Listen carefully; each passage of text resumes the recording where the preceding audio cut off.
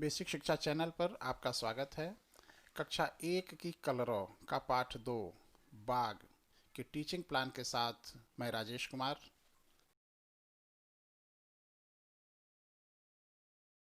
कक्षा 1 का पाठ 2 बाग एक ऐसा पाठ है जिसको पढ़ाते समय हमेशा यह भ्रम बना रहता है कि आखिर इस पाठ में पढ़ाना क्या है।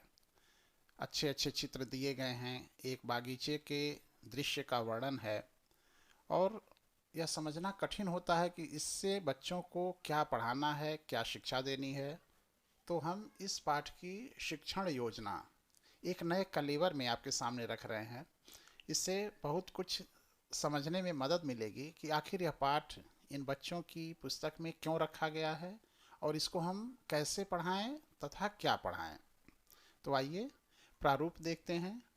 दिनांक, कक्षा, विषय, समय, कक्षा 1, विषय भाषा, समय 45 मिनट लिया गया है।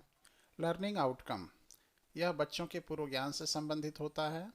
बच्चे अपने परिवेशीय दृश्यों से परिचित हैं तथा उनके नाम बता लेते हैं। प्रकरण बाग, सीखने सिखाने की सामग्री, यह पाठ चित्रों को पढ़ने से संबंधित है, इसलिए किताब में दिया गया चित्र उपयुक्त सामग्री है।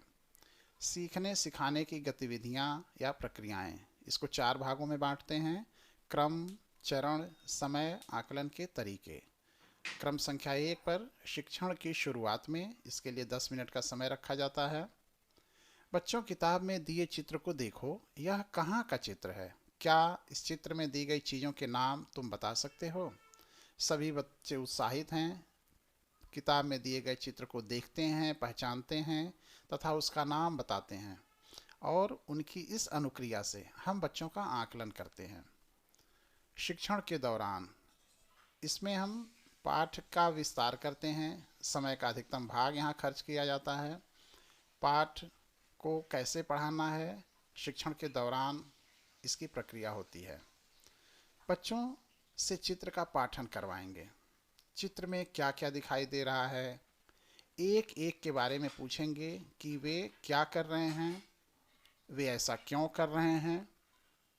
चित्र में आप देखें, चिड़िया घोंसले में क्यों बैठी है, चिड़िया क्यों उड़ रही है, खरगोश क्या कर रहा है, कुत्ता क्या कर रहा है, बच्चे झूला क्यों झूल रहे हैं, माली फूल में पानी क्यों दे रहा है।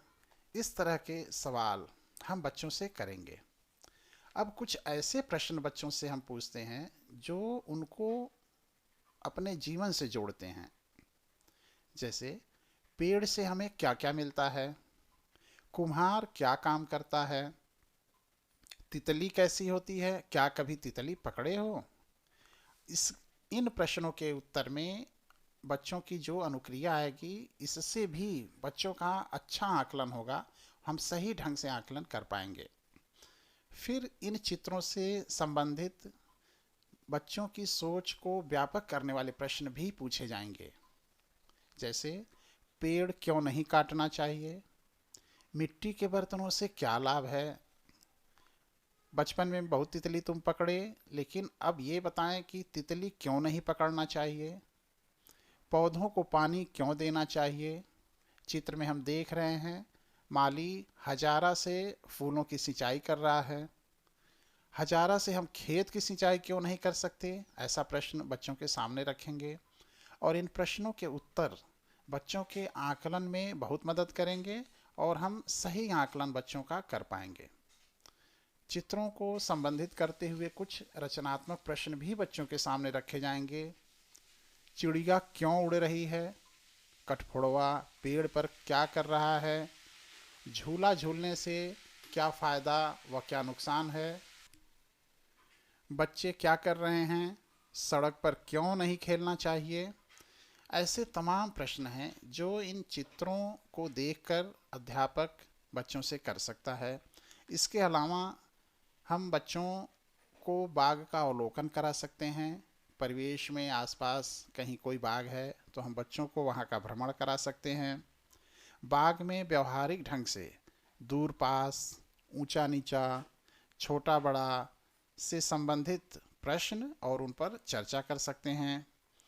पास पड़ोस, घर, पशु पक्षियों पालतू पशु, इन सारी बातों पर हम चर्चा कर सकते हैं। संख्या संबोध भी हम स्पष्ट कर सकते हैं। 2 पेड़, 3 चिड़िया, इस तरह के प्रश्नों से संख्या के संबोध को भी हम स्पष्ट कर सकते हैं। शिक्षण के बाद में सभी बच्चे अपने गांव में जो कुछ भी देखते हैं उसका नाम बताएंगे। सबसे अधिक नाम बताने वाले बच्चे को प्रोत्साहित किया जाएगा। यहाँ भी हम एक स्वच्छ प्रतियोगिता की भावना विकसित कर रहे हैं।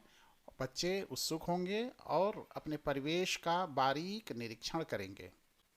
इसके बाद प्रदत्त कार्य, गृह कार्य या असाइनमेंट, सभी बच्चे अपने परिवेश से संबंधित चित्रों का संकलन करेंगे और अगले दिन कक्षा में दिखाएंगे।